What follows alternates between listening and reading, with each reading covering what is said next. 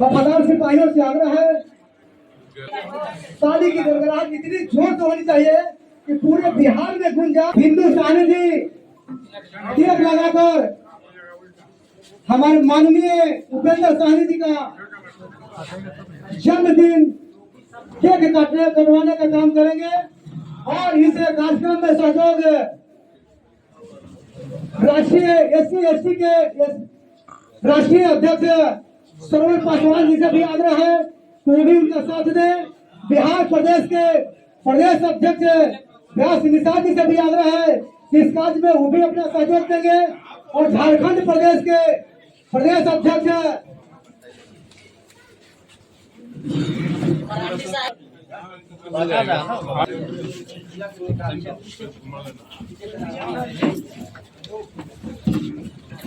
तमाम वफादार सिपाहियों से आग्रह है कि कृपया अपने अपने जगह पर खड़ा हो जाए और ताली की गड़गड़ाहट से इनका स्वागत करने का काम करेंगे। उपेंद्र साहनी जिंदाबाद, उपेंद्र साहनी जिंदाबाद, उपेंद्र साहनी जिंदाबाद, उपेंद्र साहनी जिंदाबाद। आज उपेंद्र साहनी जी का 54वां जन्म दिवस मनाया जा रहा है।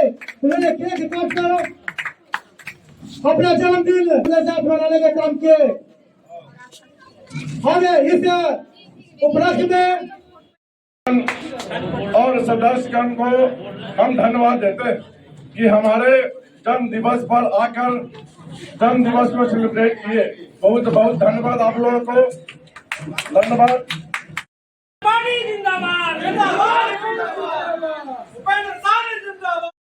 की तरफ से हार्दिक बधाई और सभी का इतना प्यार सम्मान आज आपको मिल रहा है सर, क्या कुछ कहेंगे इसको लेकर? देखिए, सबसे पहले तो हमारे सभी कार्यकर्ताओं एवं पदाधिकारियों को जन्मदिन पर हम धन्यवाद देते हैं क्योंकि बहुत दूर से बिहार प्रदेश के बाहर से भी यहाँ पर आए, इसलिए हम धन्यवाद देते हैं।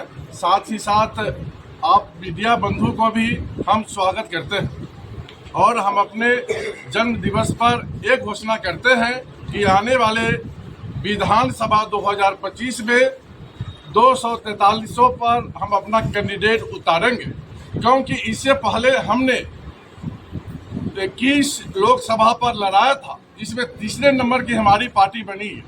1,80,559 वोट हमने प्राप्त किया है।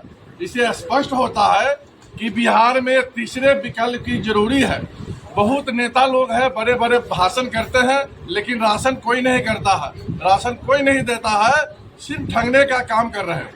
जैसे हमारे नीतीश कुमार जी का डबल इंजन की सरकार है एनडीए का, बड़े बड़े वादे करते हैं लेकिन law and order out of control है।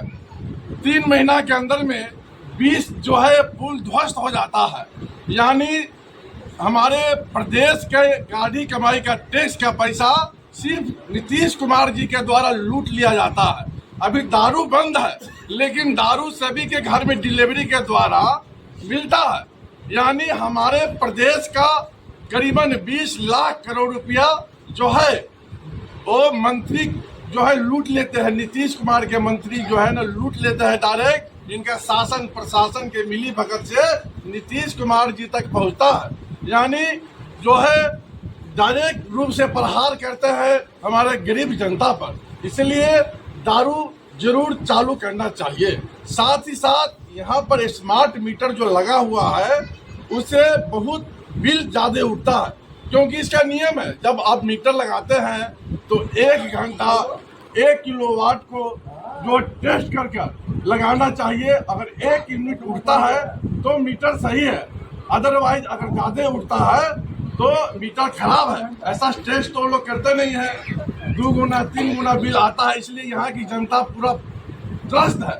लेकिन हमारे नीचे लगाएंगे, यहाँ पर औद्योगिक क्रांति लाएंगे, सभी को रोटी कपड़ा और मकान हम यहीं पर देंगे। उसके बाद दूसरे प्रदेश में पलायन नहीं होगा क्योंकि खाना पीना यहीं पे मिलेगा तो दूसरे प्रदेश में क्यों जाएंगे। इसलिए हमारा ये वादा रहेगा जनता से कि 2025 में हमको जिताइए और बिहार प्रदेश को आगे बढ़ाइए। कैसे भी बटिएगा एक तरफ जनता होने से कुछ मतलब नहीं है। जनता मालिक होता है लोकतंत्र का।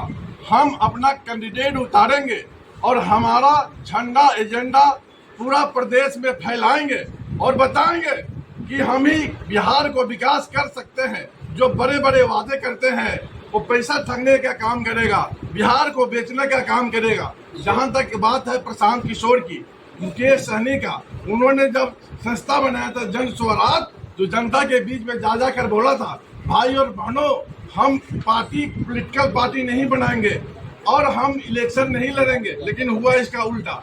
उन्होंने पॉलिटिकल पार्टी भी बनाया और लड़ने का भी वादा कर रहा है कि हम लड़ेंगे, और बड़े बड़े वादा करते हैं कि हम सरकारें बना लेंगे। उन्होंने बोला है कि 2024 में 4 उपचुनाव सीट पर हम कैंडिडेट उतारेंगे और जीतेंगे भी। वहीं पर हवा हवाई हो जाएंगे, उसको 1000-2000 से वोट ज्यादा आने वाला नहीं है, उसी समय वो फ्लॉप हो जाएगा। दूसरी तरफ का मेरा पार्टी है, हमारा झंडा एजेंडा हमारा ऑलरेडी है। हमारे झंडा और एजेंडा को लोग कॉपी कर रहा है, हम उसका कॉपी किसी को नहीं कर रहे। हमारा 2017 का पार्टी है, वो अभी का पार्टी है। तो मेरे एजेंडा को वो लोग नकल कर रहे हैं, हम किसी का नकल नहीं कर रहे हैं, वो दिखावा कर रहे हैं। यहाँ तक मुकेश सहनी की बात है, वो लोगों को बोला था हम SC/ST का आरक्षण दिलवाएंगे। जब वो मंत्री बने तो भूल गए SC/ST क्या होता है। अभी जगह जगह घूम रहे हैं, लोगों को ठगने का काम कर रहा है। लेकिन हमने 2024 में 8 मलाहों को टिकट दिया था लोकसभा का, इतना सम्मान हमने दिया। अभी भी आने वाले विधानसभा 2025 में हमने घोषणा किया है कि मलाहों को 111 टिकट देंगे, सभी को जिताएंगे, मंत्री बनाएंगे। जो गरीब आदमी रहेगा मलाह समाज का, चाहे SC/ST OBC का, उसको आर्थिक भी मदद करेंगे और उसको मंत्री बनाने का काम करेंगे, विधायक बनाने का काम करेंगे। लेकिन दूसरे में ऐसा दम नहीं है, सिर्फ वादा करते हैं और काम नहीं करते हैं। हम तो वादा करने के साथ में काम भी करने का काम करेंगे। इसलिए बिहार के तमाम जनता से आग्रह करते हैं, हम की बार तीसरा विकल्प रूप में राष्ट्रीय जन संभावना पार्टी फूलगोभी चाप लेकर आएगी। आप जरूर हमको जिताने का काम कीजिएगा और सरकार बनाने का काम कीजिएगा। यहाँ पर जो स्वास्थ्य सुविधा अच्छा रहेगा, स्वास्थ्य और शिक्षा अच्छा रहेगा, हम सुविधा देंगे। नारी सशक्तिकरण पर विशेष रूप से ध्यान देंगे। इसलिए बिहार में जरूर हमारी सरकार बनाइए, एक बार मौका दीजिए, तभी आपका फायदा होगा, अदरवाइज फायदा होने वाला नहीं है। क्योंकि बिहार में NDA की डबल सरकार राक्षस है, उन्होंने गलत वादा कर सबको दोहन और शोषण करने का काम कर रहा है। भूपेंद्र जी, बिहार और बिहार के जनता के प्रति ये समर्पित हैं और मछुआरा समाज से लेकर निषाद परिवार के लिए जीवन समर्पित किए हैं। इन्होंने अपने 14 साल के राजनीतिक में जनताओं के बीच कण-कण रूप से परिचित हो गए हैं। इन्हें सारा बिहार जानता है और आने वाला समय में इन्हें जनता का दुलार और प्यार मिलेगा। आज मैं इस मंच से भी घोषणा करता हूं कि राष्ट्रीय अनुसूचित जाति के भी कार्यकर्ता जो भी हैं समूह में, उन्होंने इनका पार्टी का समर्थन करेंगे।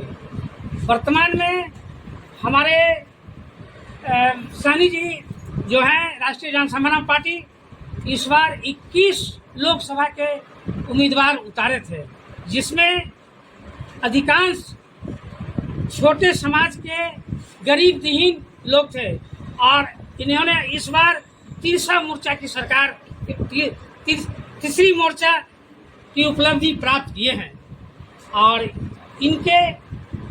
इनके प्रतिभा को देखते हुए इन्हें ऑफर करके दिल्ली बुलाए थे और इनसे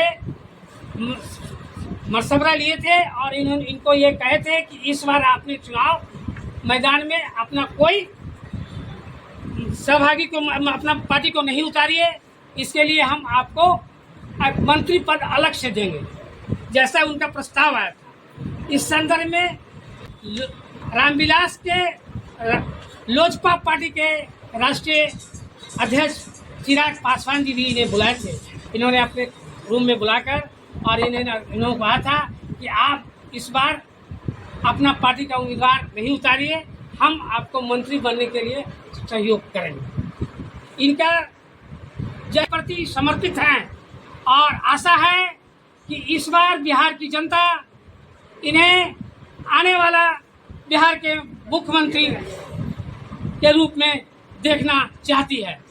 इसलिए आप मीडिया भाई से अनुरोध है कि बात को, हकीकत को छुपाकर आपने नहीं प्रचार करेंगे, या इस समाज में इस बार राजपा राष्ट्रीय जनसामान्य पार्टी का दुलार सम्मान मिलेगा और इनके द्वारा पूरे